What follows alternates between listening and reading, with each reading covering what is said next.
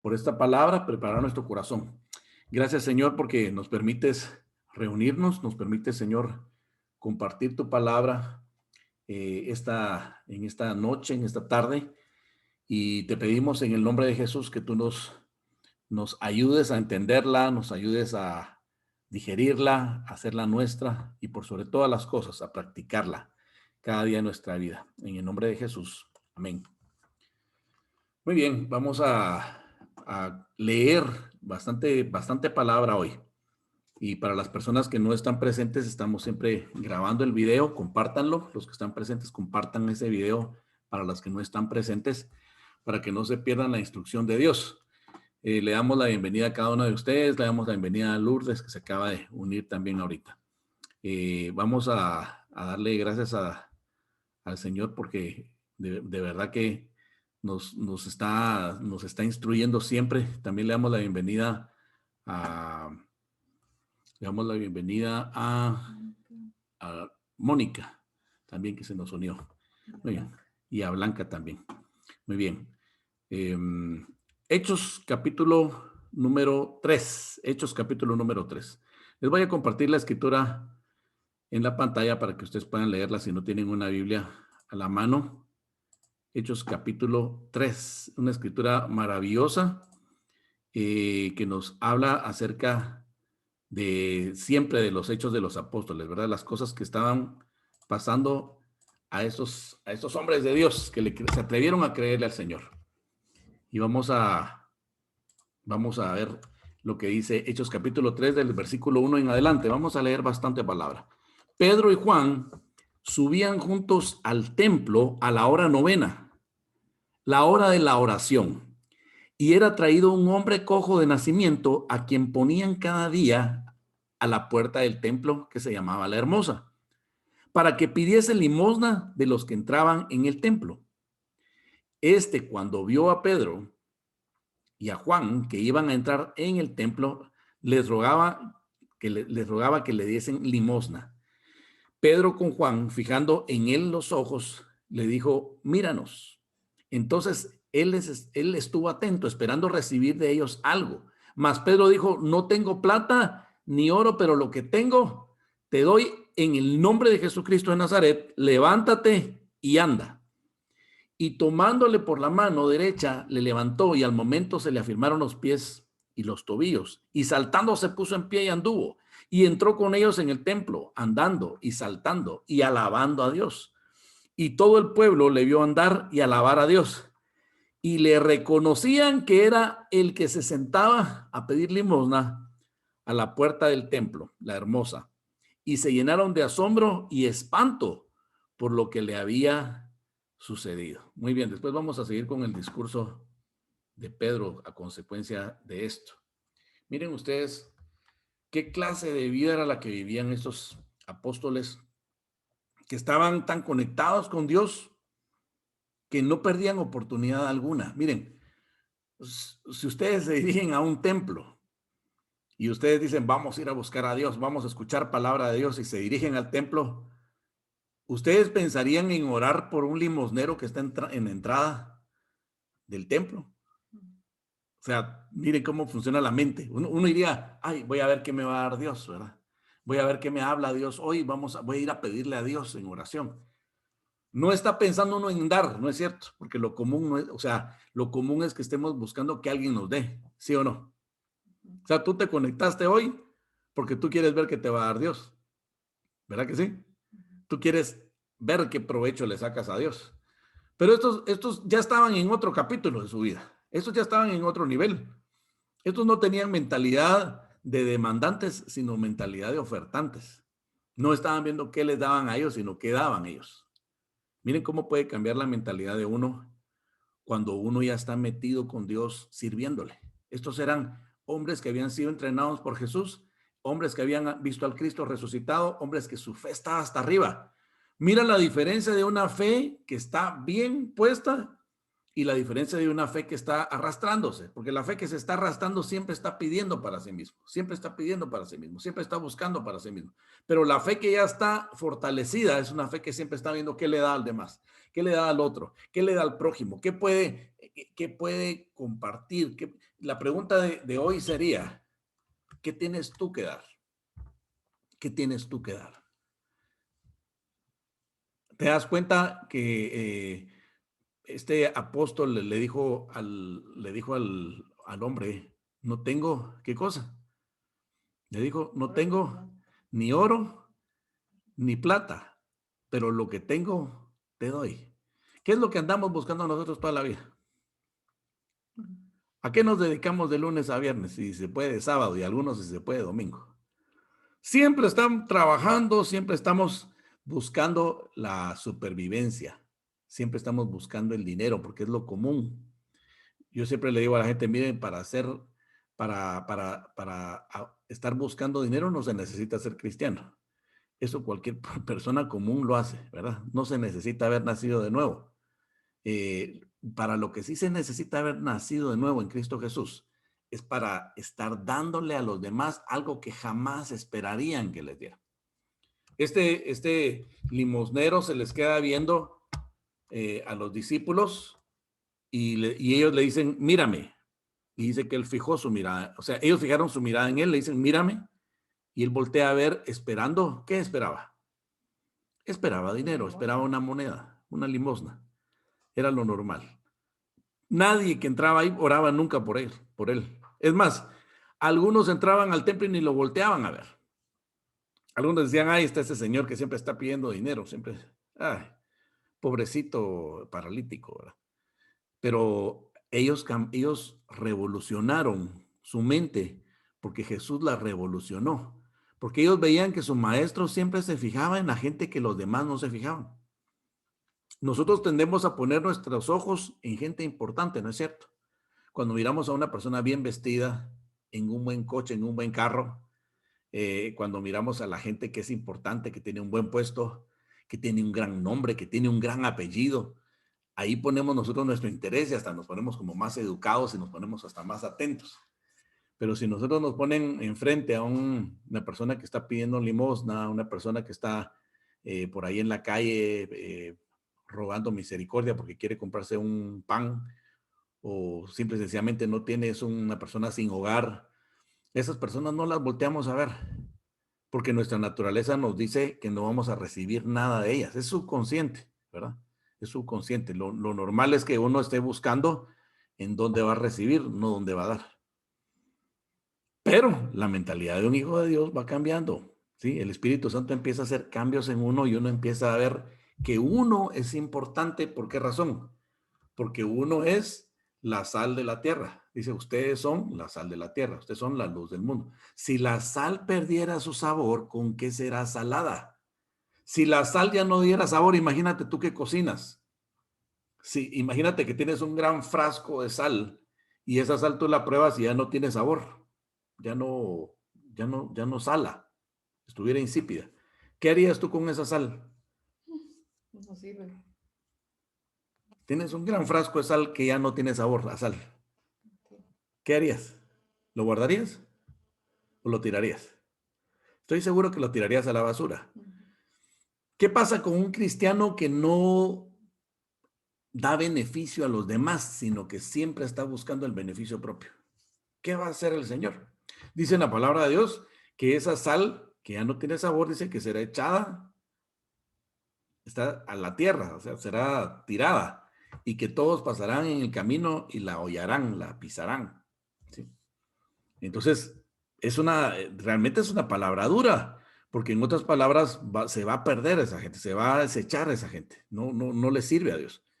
Yo necesito ser como este discípulo que le dijo, yo no tengo ni oro ni plata, pero lo que tengo te doy. En el nombre de Jesús, levántate y anda. ¿Cuánto hubiera pagado este hombre en médicos, en operaciones, en medicinas, para poder tal vez, terapias, para poder tal vez dar un pasito, aunque sea con muletas? Pero este hombre no tenía dinero, este hombre era un hombre pobre, un hombre enfermo, un hombre con capacidades especiales, ¿verdad? Una persona que no se podía valer por sí misma. Dice que lo llevaban todos los días a la entrada del templo para que pudiera pedir una limosna. Esa era su forma de vida. pero estaba a punto de cambiar su vida porque este hombre estaba en el lugar correcto, en el momento correcto para recibir el milagro de Dios. Miren, donde ustedes trabajan, donde ustedes estudian, la gente con la que se relacionan, es el lugar perfecto, el momento perfecto para que las personas reciban algo. Y tal vez tú estás diciendo, a ver, ¿qué me da, pastor? A ver, deme algo, deme una bendición. Bueno, yo te voy a dar una bendición.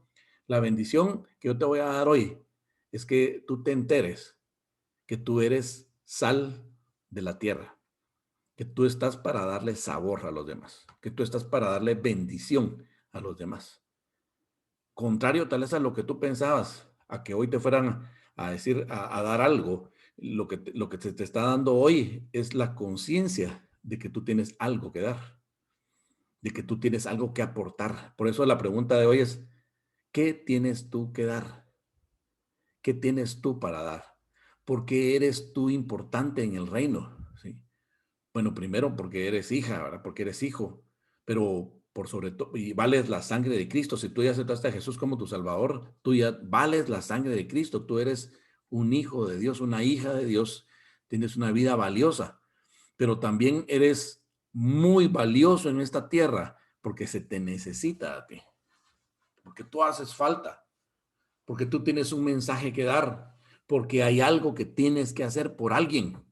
El asunto es que estamos en el proceso de la capacitación, yo lo sé. No cualquiera de nosotros puede orar por una persona y decirle, no tengo ni oro ni plata, pero lo que tengo te doy en el nombre de Jesús, levántate y anda. Y dice en la palabra que este hombre lo jaló Pedro de la mano derecha y se paró y empezó a caminar y empezó a saltar, empezó a dar brincos. Y este hombre empezó a hacer una gran bulla ahí en el templo y la gente se empezó a dar cuenta de lo que estaba pasando porque dice que lo reconocieron que era aquel que pedía limosna en la entrada del templo. Y dice la palabra que este hombre se agarró, o sea, cogió a los apóstoles y no los soltaba porque este hombre estaba loco, estaba feliz, estaba dando de brincos de la alegría. Vamos a seguir leyendo para que vean lo que pasó después. Vamos a ver. Miren lo que dice acá. Y teniendo, versículo 11, y teniendo asidos a Pedro y a Juan, o sea, los tenían cogidos. Dice, teniendo asidos a Pedro y a Juan, el cojo que había sido sanado, todo el pueblo atónito concurrió a ellos al pórtico que se llama de Salomón. Viendo esto, Pedro respondió al pueblo, varones israelitas, ¿por qué os maravilláis de esto? ¿O por qué ponéis los ojos en nosotros? Como si por nuestro poder o piedad hubiéramos hecho andar a este. El Dios de Abraham, mire usted la presentación que le da el apóstol Pedro, el discípulo Pedro, a estas personas, ¿de dónde venía el poder? ¿Quién sanó a este hombre? Mire lo que él aprovecha, versículo 13. El Dios de Abraham, de Isaac y de Jacob, el Dios de nuestros padres, ha glorificado a su Hijo Jesús, a quien vosotros entregasteis y negasteis delante de Pilato, cuando éste había resuelto ponerle en libertad. Mas vosotros negasteis al santo y al justo y pedisteis que se os diese un homicida y matasteis al autor de la vida, a quien Dios ha resucitado de los muertos, de lo cual nosotros somos testigos. Y por la fe en su nombre, a este, hablando del cojo, ¿verdad? Que vosotros veis y conocéis, le ha confirmado su nombre, o sea, el nombre de Jesús. Y la fe que es por él ha dado a esta completa sanidad en presencia de todos vosotros. Versículo 17, más ahora, hermanos, sé que por ignorancia lo habéis hecho, refiriéndose a que mataron a Jesús, ¿verdad? Como también vuestros gobernantes. Pero Dios ha cumplido así lo que había antes anunciado por boca de todos sus profetas. Mire cómo todo el Antiguo Testamento venía hablando de Jesús, que su Cristo había de padecer. Y en el 19 les tira el mensaje ya completo. Dice, así que arrepentíos y convertíos para que sean borrados vuestros pecados, para que vengan de la presencia del Señor. ¿Qué cosa? Tiempos de refrigerio. Era lo que estaba viviendo El cojo en ese momento, el ex cojo, el ex paralítico, estaba viviendo tiempos de refrigerio. Versículo 20. Y él envíe a Jesucristo que os fue antes anunciado.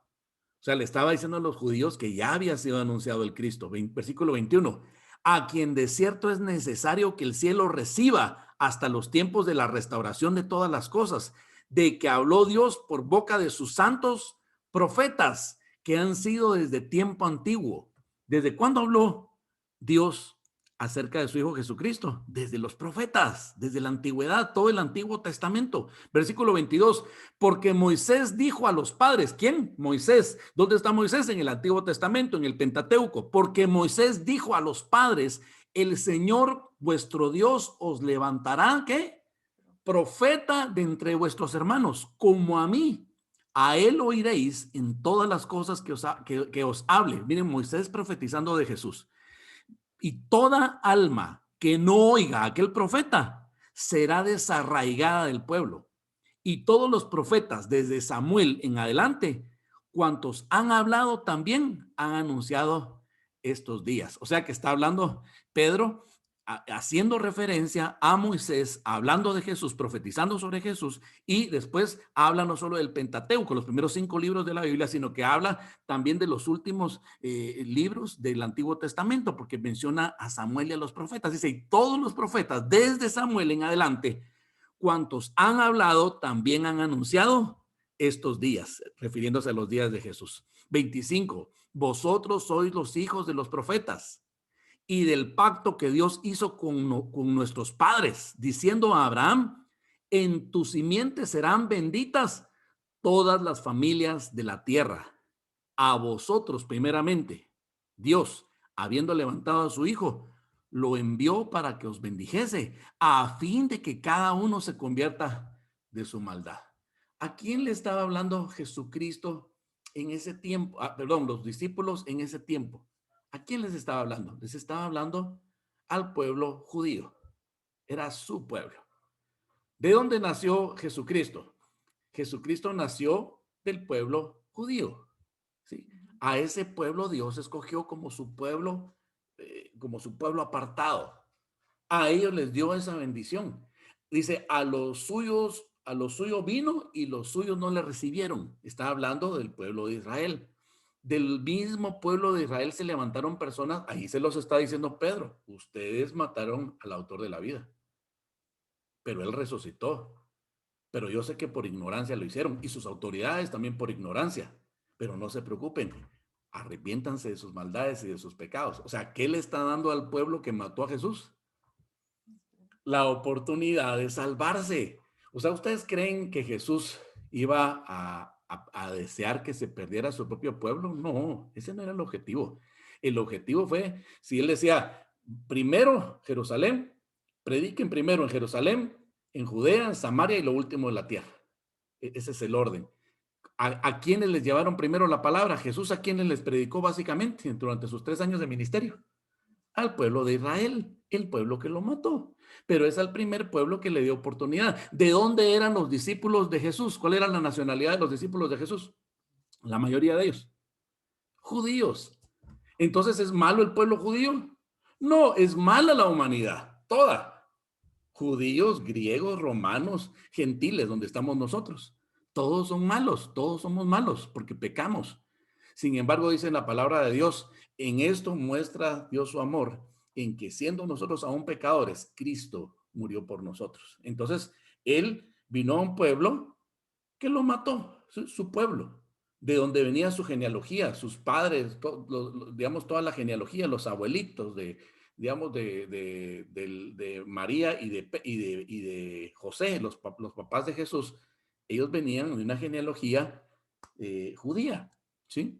Y entonces ahí nació él escogió ese pueblo, pero a ese mismo pueblo que lo rechazó, ese mismo pueblo que lo mató, a ese mismo pueblo le predicó y de ese mismo pueblo se levantaron sus discípulos. La iglesia surgiente de hace 2000 años surgió en el seno de Israel, ¿sí? Ahí comenzó la primera iglesia. Luego Dios más adelante levanta, por ejemplo, a un Pablo, que era un ministro, un apóstol para los gentiles. pero al primer pueblo que se le predicó y se le dio la oportunidad de salvación es al pueblo de Israel. Entonces el pueblo de Israel es igual que nosotros, es un pueblo que era malo, pero que tiene la oportunidad de salvarse. Ahora, el Señor permitió que esta palabra se regara a todo el mundo, a los gentiles también, nosotros somos parte de ellos, y ahora la salvación llegó a nosotros. Entonces no importa, en el Señor Jesús no hay gentiles, no hay judíos, no hay griegos, no hay romanos. Para Él hay gente que se pierde y gente que se salva, gente que no son sus hijos y gente que sí son sus hijos. Los que ya tenemos a Cristo como Salvador, somos sus hijos. No porque seamos buenos, sino porque fuimos perdonados. Impresionante esta palabra de cómo Pedro, al ser usado como un vaso para que este hombre paralítico se levante y llama la atención de toda la gente y toda la gente está viendo cómo es que este Pedro oró, le dijo, le ordenó a este hombre para que se levantara, ni siquiera se puso a orar, no empezó a orar y a orar y a orar, no, no, no, solo le ordenó, en el nombre de Jesús, levántate y anda, y lo jaló del brazo, ¿sí? Y se paró y caminó. Entonces, ese tipo de milagros Dios los puede hacer el día de hoy en sus hijos, aquellos que hemos creído en Él. Esta es una de las señales que el Señor prometió a los que creen en mi nombre, pondrán sus manos sobre los enfermos y sanarán. ¿Cuántos creen en Jesús? ¿Cuántos creen en Amén. Jesús? ¿Cuántas creen en Jesús? Muy bien. Entonces esa señal, esa palabra es para ti, que tú vas a orar por los enfermos y se van a sanar. ¿Cuántas veces has probado orar por un enfermo? Ay, no, es que me da miedo y si no se sana, pues si no se sana va a quedar igual como estaba, no va a pasar nada, nada va a pasar. Pero si se sana, sí van a pasar cosas grandes. Y sabes una cosa, que si tú oras por alguien y no se sana, simple y sencillamente estás activando el músculo de la fe. Y le dices, Señor, no se sanó, no sé por qué, pero yo voy a seguir orando porque tarde o temprano se me va a sanar mi primer enfermo. Hazlo. Mira, es necesario que uno se quite el miedo al ridículo. Nos tenemos tanto amor propio, somos tan orgullosos, somos tan soberbios que decimos, uy, no, ¿qué va a decir la prensa si yo oro y no se sanan? Oh, no, no, no. Entonces nos tenemos demasiado amor propio, demasiado. Empecemos a amar a nuestro prójimo, atrevámonos a orar por alguien. Y si no se sana, pues tú hiciste algo bueno y si oraste por una persona, pero en el nombre de Jesús, dale a la gente lo que tú tienes. Tal vez tú no tienes oro ni plata para levantar a los limosneros, levantar a la gente que está en la calle, pero sí tienes a Cristo y le puedes decir, en el nombre de Jesús, yo no tengo oro ni plata, pero lo que tengo te doy. Mira cuánto pobre hay hoy por la pandemia, cuánta gente necesitada que no tiene trabajo, cuánta gente que está esperando una palabra de aliento. Tú puedes llevar esa palabra de aliento porque tú eres sal de la tierra, porque tú también eres una discípula, un discípulo de Jesucristo. Y lo que me encanta de esa escritura, por eso se las leí todas, es que nos lleva a Pedro por todo el Antiguo Testamento.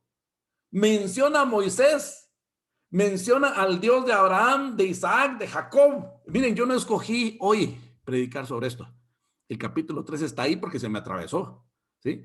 Yo escogí predicar todo este mes del libro de los Hechos y hoy cayó ese día de hablar el capítulo 3. Miren, no es casualidad. Yo no lo planifiqué. Hoy estoy hablando de esto porque Dios quiso que hoy hablara de eso. Ahí está escrito. Yo no puse eso ahí. Mire, por si usted alguna vez ha pensado, ¿será que el mismo Dios de Jesús es el mismo Dios del Antiguo Testamento? Sí, ahí está escrito, está clarísimo. Dice que Moisés, ahí lo que le acabo de leer a usted, Moisés profetizó acerca de Jesús, dijo, entre ustedes se va a levantar profeta como yo. Y lo que él diga van a tener que obedecer, le van a tener que escuchar, y el que no lo escuche, dice, será desarraigado del pueblo. En otras palabras, está diciendo, se va a perder. Se cumplió. Dentro del pueblo de Israel se levantó Jesús, ¿sí? Como apóstol, como profeta, como maestro, como evangelista, como pastor. Todos los ministerios están manifestados en Jesucristo, ¿sí? Entonces, él efectivamente llevó a su propio pueblo la palabra que su padre le dio. Él no habló nada de sí mismo. Él todo lo habló de parte de su padre. Me impresiona. Yo le dejo como tarea que usted tranquila y tranquilo en su casa, lea todo este capítulo número 3 del libro de los Hechos. Que lo lea tranquila, porque yo aquí lo leí rápido. Léalo y escudriñelo. Sáquele provecho. estúdiele y sáquele también preguntas y las plantea usted si quiere el próximo martes. Y yo les leo una referencia más que tengo aquí apartada, bien bonita. Vamos a ver. Tengo aquí el Éxodo capítulo 3. Vamos a ver si se quitara ese rotulito que no me deja ver. Éxodo capítulo 3, versículo 6. Éxodo 3, 6, y te leo. Mira, la misma forma como presentó Pedro a estas personas, a estos judíos, les presentó a Dios. O sea, cómo presentó a Jesús a través de su Padre. Miren lo que dice aquí, versículo 6. Y dijo, o sea, estaba Moisés frente a la zarza encendida, y le empieza a hablar una voz desde la zarza. Y le dice versículo 6, y dijo, yo soy el Dios de tu padre, Dios de Abraham, Dios de Isaac, Dios de Jacob.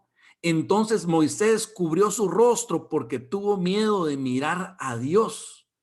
Dijo luego Jehová, bien he visto la aflicción de mi pueblo que está en Egipto, y he oído su clamor a causa de sus exactores, pues he conocido sus angustias. Ahí estaba hablando Dios, preparando Dios a Moisés para que él fuera a liberar al pueblo de Egipto, ¿sí? Al pueblo de Israel dentro de Egipto, como estaban como esclavos. Ya tenían 400 años de esclavitud. De la misma manera vemos a un Pedro, muchos años después, otra vez haciendo la misma mención, ¿sí? Está haciendo exactamente la misma mención en una forma impresionante cuando él comienza su discurso. Dice en el versículo 13, el Dios de Abraham, de Isaac y de Jacob, el Dios de nuestros padres, ha glorificado a su Hijo Jesús, a quien vosotros entregasteis y negasteis delante de Pilato cuando éste había resuelto ponerle en libertad. O sea que aquí está, es impresionante esto, porque aquí está introduciendo a Jesús a través del Padre, a través de los patriarcas, ubicándolo con el mismo Jehová de los ejércitos, el mismo Dios de Abraham, de Isaac, de Jacob, de Moisés, ¿sí? Uniendo todo el contenido bíblico en un solo mensaje. Impresionante. Básicamente, Pedro dio aquí una masterclass bíblica, desde el Antiguo Testamento hasta el Nuevo Testamento, para que esta gente judía de esa época tuviera el entendimiento y la entrada al reino. Cuando tú le explicas a las personas estas cosas, tú le estás abriendo la puerta del reino, abriéndole las puertas de la salvación, la puerta del perdón, la puerta de la sanidad, la puerta de la oportunidad. Así que te dejo esta reflexión para que concluyamos en dos cosas. Número uno, nosotros creemos en Cristo Jesús, que es el Hijo de Dios, pero que también es Dios mismo, quien ha muerto y ha resucitado y está sentado a la diestra del Padre. Es una de las tres personas de la Trinidad, Dios Padre, Dios Hijo y Dios Espíritu Santo, pero es un solo Dios, no son tres dioses. Nosotros no adoramos a tres dioses, adoramos a un solo Dios. Él se expresó en tres formas para con el hombre. Antes se le sentía lejano, ¿sí? El Padre, Jehová, era como demasiado poderoso, pero también tenía ternura a veces. También mostraba ese afecto como para presentársele a un hombre como Moisés en medio del desierto con una zarza y le dice, Moisés, vas a sacar a mi pueblo de Egipto, porque mi pueblo está clamando, porque mi pueblo está bajo la opresión de la esclavitud. A sus oraciones han llegado delante de mí, yo los voy a rescatar. También vemos a un padre, a Jehová, que lleva a su pueblo de Israel, que les proporciona maná, que les proporciona codornices en el camino, que les pone una nube de día y para que los cubra del sol, y les pone esa misma nube encendida de noche para que tuvieran luz y calor. O sea, vemos a un Dios que además de que también juzgaba al pecado, también era tierno con su pueblo. Ese mismo Dios permanece en el Nuevo Testamento a través de Jesús. Y también vemos nosotros cómo el Señor también juzgaba también en el Nuevo Testamento, pero también daba oportunidad. Recordemos nosotros, por ejemplo, de Ananías y Zafira. Ese era el nombre, ¿verdad? Aquellos que quisieron engañar a los apóstoles diciendo un precio de una propiedad que habían vendido para dar el diezmo. y querían aparentar ser como muy santos, ¿verdad? De que estaban cumpliendo, pero habían engañado, dijeron, alteraron el precio de lo que habían vendido, porque me imagino yo que alguna parte estaban sustrayendo de lo del diezmo y ellos cayeron muertos, uno tras el otro, ¿sí? Fulminados. Y dice que todos los discípulos tuvieron temor, toda la gente que estaba cerca tuvo temor por aquello que había sucedido, de cómo había Dios juzgado duramente a aquellos que querían supuestamente cumplir con Dios engañando. Ese es en el Nuevo Testamento, en el tiempo de la gracia. Entonces también el mismo Dios que juzgó en el Antiguo Testamento es el mismo Dios que también hizo juicios en el Nuevo Testamento. Es el mismo Dios que hace juicios hoy. Yo no sé si te has dado cuenta, estamos en la época de la gracia, estamos en la época en la que Jesús perdona, estamos en la época que nos podemos salvar, pero una cosa está pasando en el mundo. Miles, millones están muriendo por una cosa llamada coronavirus. No sé si te has dado cuenta de eso. Ya, si tú ves el contador mundial, ¿cuántos muertos van? 3 millones, creo que dice, Pero como, no sé, como alguien tiene el dato, ¿sí? Como 3 millones. Vaya, pues, 3 millones. ¿Cuántos son 3 millones? Son miles de personas. En tu tiempo, no tiempos bíblicos, ahorita está pasando eso. Despierta, date cuenta. ¿Ah? ¿Por qué? Porque la maldad ha aumentado tanto que viene juicio sobre la tierra. Vino juicio sobre la tierra. ¿Sí?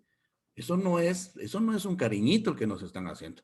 Pero a causa de ese juicio, ahora muchos están creyendo. Ahora muchos dicen, no, verdaderamente es el tiempo final, me tengo que preparar, tengo que cambiar. Ese es el llamado que hacemos nosotros ahorita a todos los que están escuchando. Concluimos en ese cambio que es necesario. Y si tú estás bien con Dios, estás aquí en el grupo, estás perseverando, yo te felicito. Pero no te quedes ahí nada más en esperar recibir. Sé como los apóstoles, mira a quién darle. Dile a la gente, no tengo oro ni plata, pero lo que tengo te doy.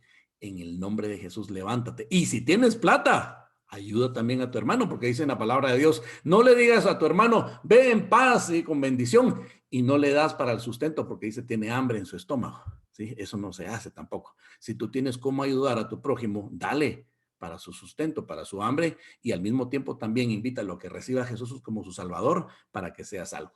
Vamos a terminar con una oración y le vamos a pedir a Dios que este Cristo que se reveló a través de sus apóstoles, también ese Cristo se nos revele a nosotros y podamos revelárselo a otras personas, que seamos útiles, que no solo seamos demandantes, sino que seamos también ofertantes. Cierra tus ojos un momentito, por favor, un minutito. Padre, yo te doy gracias por este precioso grupo de hijas fieles que se han reunido y de hijos que también están escuchando a través de este video. Te doy gracias porque hay gente sedienta de ti. Te doy gracias porque hay hambre y sed de tu palabra, hambre y sed de tu justicia, hambre y sed de tus milagros, hambre y sed de cambios. Padre, te pido que sustentes esa hambre y esa sed a través de tu palabra, a través de tu espíritu, a través de tu amor, Señor. Dale a cada uno de los que está oyendo esta oración todo lo que necesitan, Señor. Que no quede nadie, Señor, sin recibir tu respuesta, que no quede nadie con un vacío en su corazón, sino que venga paz, tiempo de refrigerio, como dice ahí en la palabra. Padre, que también cada uno de nosotros que ya te tiene en el corazón, sepamos, Señor, que tenemos algo que dar, que podamos decir, no tengo ni oro ni plata, pero lo que tengo te doy en el nombre de Jesucristo. Levántate. Que podamos llevar ese mensaje a otros, que podamos llevar ese mensaje tanto del Antiguo Testamento como del Nuevo Testamento, porque tú eres el mismo de ayer, de hoy y de siempre. Tú no te mudas, tú no te cambias, tú no tienes sombra de variación, tú permaneces para siempre. Eres el mismo Dios que es amor, pero también es fuego consumidor, que es un Dios de oportunidad, pero que también es un juez justo.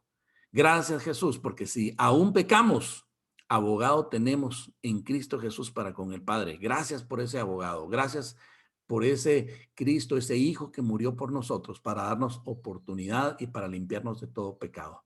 En el nombre de Jesús, usa a tus hijos, Señor, esta semana. Usa a tus hijas con palabra de amor, de oportunidad y de misericordia hacia el que está perdido y también con ayuda al necesitado.